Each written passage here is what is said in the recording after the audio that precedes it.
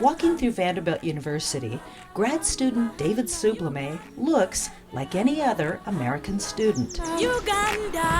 However, this Uganda-born student will be the first to agree he's been on a very long journey.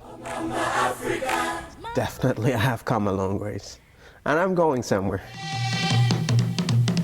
The year was 1987.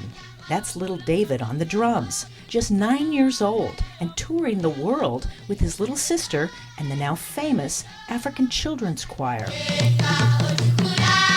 More than just talented, the Grammy-winning choir was selected from some of the most desperate children in Africa, unrelentingly poor and mostly orphaned through AIDS or civil war. The choir's intent was to raise both awareness and sponsors for the children's care and education. Okay, kids, come on, let's go! While David was touring North America, he finally met his own sponsor, an Oregon single mother who would change his life forever. And I didn't understand then, but as I have grown up, I've come to look back and I said, wow, she was a single mother with 3 boys, living in an apartment, and she chose to sponsor me. And that's how my life changed. Now, Sublime has dedicated his own life to giving other Ugandan children what he says he received, a chance at a meaningful life. It starts with education. That's what has shaped the world, and that's the future of Africa. In 2007, Sublime founded Raise the Roof, an American nonprofit focused on caring for and educating rural, at-risk Ugandan children. Children, he says, with no other way out.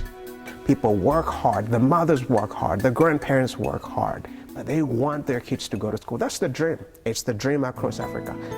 Today, the group's village school, Raise the Roof Academy, has grown to over 300 students, while another 1,200 wait in line. Except for teachers, the organization is entirely volunteer, with teams in both the United States and Uganda. Students are supported by individual American sponsors at a cost of $30 a month, or about $1 American a day. From our perspective as the givers, it's the cost of a lunch out. Tennessee pastor Carol Cavin-Dillon recalls vividly the first time she saw this photo of 7-year-old Margaret at a Raise the Roof presentation. And I see this oversized red shirt that she's wearing as a dress, the mud dripping from her knees and the chigger bites all around her ankles, and even the expression in her eyes. It's almost as if she's not sure anyone would really care. But Cavin-Dillon and her husband did care and got out their checkbook to become Margaret's sponsor. Soon, her first letter arrived. Dear David and Carol, my name is Nasolo Margaret. Thank you for loving me.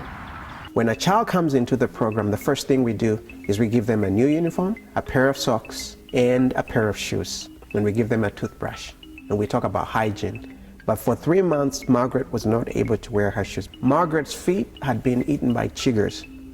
Chiggers that grow to the size of a corn. Now, after 2 years at the academy, Cavin-Dillon says the change in the now 9-year-old Margaret is almost miraculous. She's the one on the right. There are kids across the villages, just like Margaret. And I guess when I see Margaret, I see myself. I see my own, I see my own childhood. I see what can be. Sublime's own childhood began, happily enough, in a small Ugandan village. One of 11 children and the son of a hardworking mother and a Christian minister father. He was a pastor, so he would travel extensively to rural communities to just work with people and just give hope to those communities. But in a post-Idi Amin political climate, being a Christian pastor, who also fought military injustice, was a dangerous profession.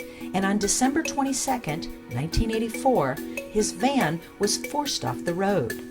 The family buried their father on Christmas Day, leaving his widow with 11 children and no money for school.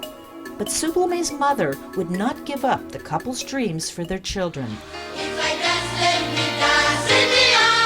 When the African Children's Choir offered David and his little sister the chance to tour, along with an education at their new orphanage, she reluctantly kissed her two children goodbye.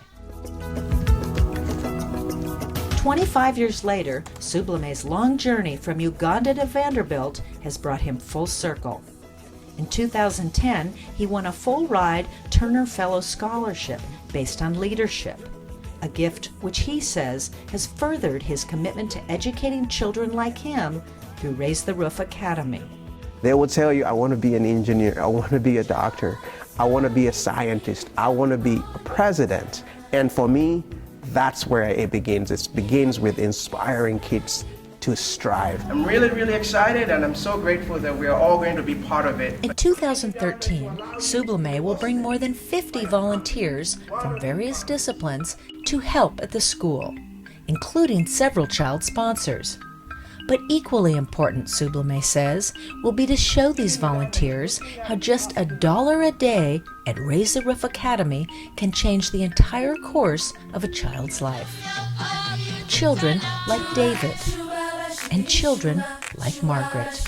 I haven't met her yet. All I've seen is pictures, but I really care about her. And I want her to know that she's not alone.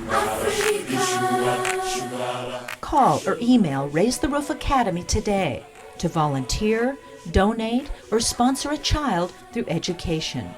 100% of your donation goes to the school. And just think, the life you change may be your own. Uganda, the Pearl of Africa.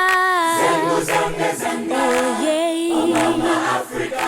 Mama Africa, my motherland. Ooh, yeah. Ooh, yeah. Ooh, yeah. Beautiful things you would love to see. Yeah, mama.